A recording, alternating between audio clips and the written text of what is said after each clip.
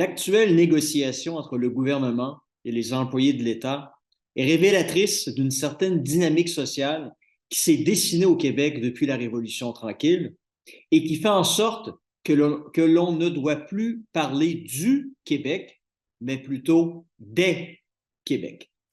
Et la conséquence de celle-ci, l'incapacité de générer une discussion commune, un idéal collectif auquel les intérêts particuliers devraient se soumettre lorsque cela est nécessaire.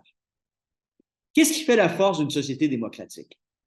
C'est sa capacité à générer des décisions collectives par la voix du peuple qui, par définition, feront des mécontents, étant donné que toute discussion à grande échelle mènera inévitablement à de la divergence d'opinion, sans pour autant entraîner des crises sociales majeures pouvant déstabiliser la dite société démocratique. En d'autres termes, c'est la capacité à maintenir la concorde au-delà des débats parfois vigoureux.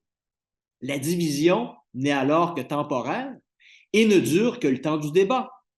Une fois celui-ci terminé, les gens qui ont perdu le vote savent se rallier à la majorité. Pourquoi sont-ils en mesure de le faire? Parce qu'ils sont conscients que les gens qui ont remporté le vote sont animés par des intentions nobles, qu'ils souhaitent, tout comme eux, que leur société progresse dans la bonne direction, et ce, même s'ils sont en désaccord avec la direction que celle-ci prend.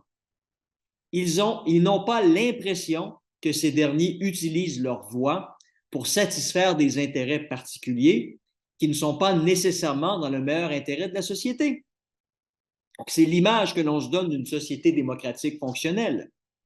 Telle une main invisible, les individus sont amenés à toujours prioriser l'intérêt général au lieu de leur intérêt privé. Mais pour ce faire, encore faut-il que la société signifie quelque chose pour les gens. Lorsque ce n'est plus le cas, pourquoi sublimerait-il ce qu'ils désirent personnellement au nom des autres? Quand c'est le cas, plus rien ne peut freiner leur désir égoïste. La société n'existe plus et est remplacée par des regroupements d'individus qui partagent les mêmes intérêts particuliers. Bref, le sociétal évolue alors vers le corporatisme. Et c'est ça le Québec d'aujourd'hui.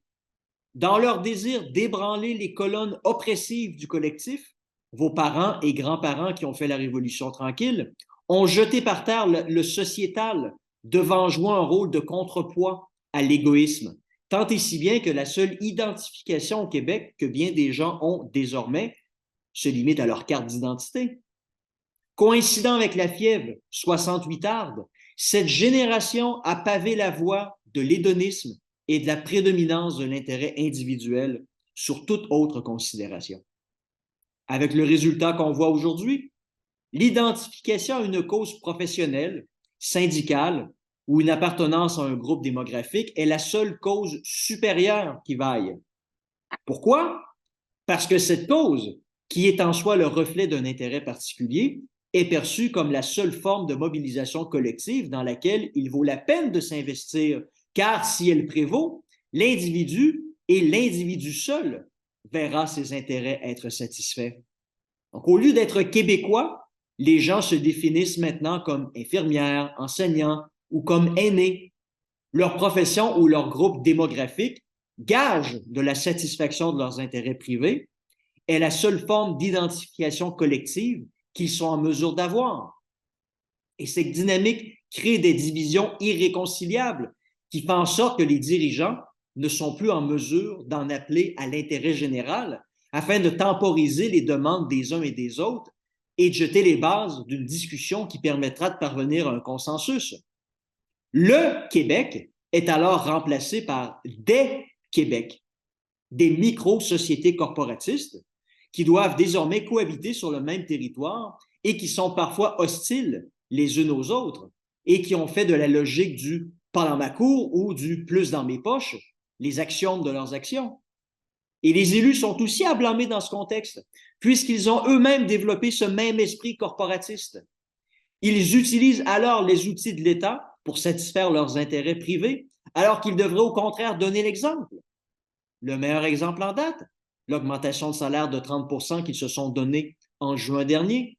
Eux méritaient une augmentation de salaire de 30 car ils et eux seulement travaillent très fort. Pourquoi devraient-ils alors s'attendre à ce que les autres groupes se sacrifient au nom du collectif et subordonnent leurs intérêts particuliers?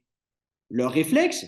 Ils disent eux aussi qu'ils travaillent aussi fort, sinon plus que les députés, et qu'en conséquence, ils méritent eux aussi un traitement similaire. Réflexe normal quand on ne pense qu'à soi et qu'on se fout de la capacité publique à rémunérer les gens de manière responsable. Le bar est ouvert et tout le monde se sert en se disant que ce seront les autres qui paieront la note. C'est ça, les Québec de 2023. Du corporatisme mur à mur qui empêche tout projet collectif, exigeant un dépassement de soi-même et de ses intérêts. L'archétype par excellence de la société postmoderne, axé sur les droits au détriment des devoirs, du particulier en lieu et place du collectif. Triste spectacle.